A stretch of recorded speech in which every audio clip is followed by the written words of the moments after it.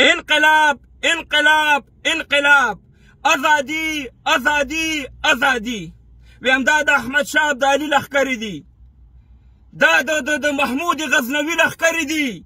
رانا سامان الله خو یې څه کوې چې هغه پلار نیکۍ چې انډیا والا دي والله کې د تا غم ټینګ شي. زه فخر کوم په تاسې پښتنو، د ښکته خیبر پښتونخوا په پښتنو، ستاسې مړانې ته، ستاسې بهادرتوب ته، ستاسې دې جرأت ته چې نن بیا دنیا ته معلومات وشي چې دا د هغه احمد شاه بابا لښکرې دي چې په انډیا باندې په سلهاو کلونو حکومتونه کړي دي. د هغه پښتنو لښکرې دي، دا د هغه محمود غزنوي لښکرې دي چې 18 ځلې په انډیا حمله وکړه، په 18 ځل انډیا ونیوله. زه ستاسې مړانې او پښتو او غیرت ته سلام کوم. د عتیب خان خبره چې په صوابۍ کې وکړه چې پښتون دل دماغ سے کبھی بھی غلام نہیں ہوگا، بالکل همدغه خبره ده. او زه یو خبره دا کومه شب ته نشل تالو چې بالکل دا د پښتون جنگ دی، دا د پښتون د ازادۍ جنگ دی. زما ښکته پښتنو ورونو قسم درته خورم چې د زړه درته دوا کوي، ځکه چې تاسې زمونږ د خپلواکۍ، زمونږ د پرمختګ جنگ تاسې په مخ کې وړئ.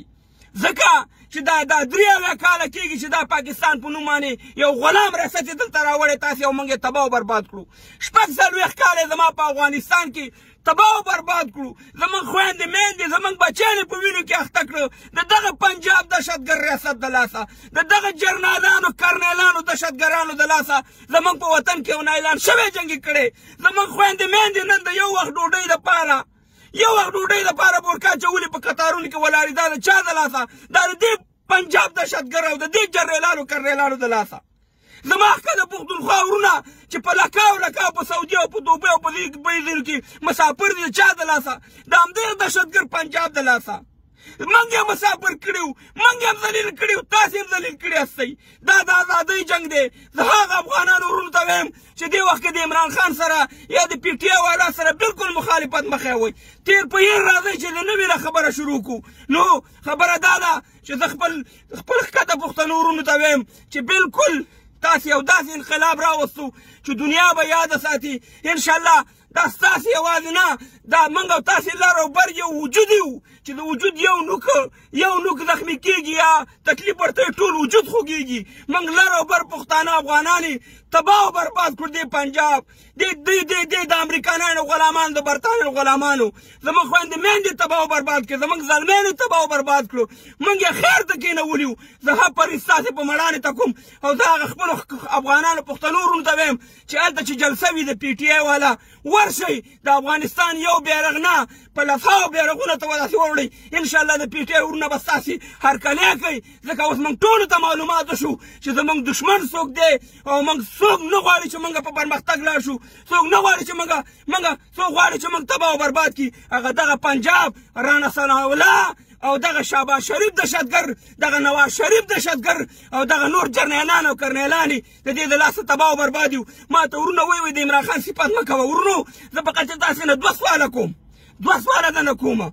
ما ته دا ووایي چې د پاکستان په 83 کالو تاریخ کې چا دومره په جرأت خبرې کړي چې پاکستان یو غلام دی، د امریکایانو غلام دی؟ چا دا خبره کړې ده؟ خو اوسه پورې خو موږ همدا خبرې کولې، چا منلې نه چې اوس عمران خان وکړي. اوس تاسې راځئ د عمران خان په خلاف کېږئ یا ما ته د عمران خان غوندې سړی وښیه په دې څو هېوادونو کې چې دومره کار یې د صدراعظمتوب نه مخکې کړی. نو خبره دا ده اختلاف به په خپله دیوانې زه خپله د فخر افغان باچا خان بابا نظریه سړی یم، د هغې د پارټۍ حمایتي سړی یم. خو زه دې وخت کې دا وایم چې واحد دغه عمران خان دی چې پښتنو ته به ازادي راوړي، خپلواکي به راوړي، مور د کېږي د عمران خان غوندې بچی دې راوړي.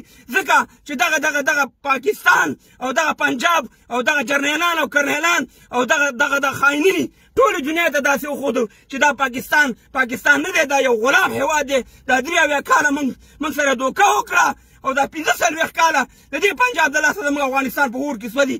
سلام درته کوم د پي ټي آی ورونو ته او قسم په خدای چې دلته جلسه وې چې زه درتلمه په لندن کې والله چې ریپیټې جنجمې تاسې سره اوچتوله ځکه چې ستاسې ازادي یا ستاسې پرمختګ سره زموږ د ټولو یو بل سره پرمختګ تړلی دی ځکه په پښتونخوا کې ما کتلي دي چې څومره تعلیم یافته خلک دي څومره قابل خلک دي خو د دې پنجاب دهشتګرد د لاسه هغه په پنجاب کې چوکیداري کوي په کراچۍ کې چوکیداري کوي په سعودي کې د عرب غلامي کوي په قطر کې یا په دوبۍ کې د هغې غلامي کوي د دې پنجاب د لاسه ځکه سوات ته وګوره او دوبۍ ته وګوره د ځمکې او د اسمان فرق دی مګر د سوات ته وګوره په دوبۍ کې وروره په سرو شګو کې مزدوري کوي دې ته سوچ وکړئ زنده باد انقلاب زنده باد احمدشاه بابا او د میرویس خان بابا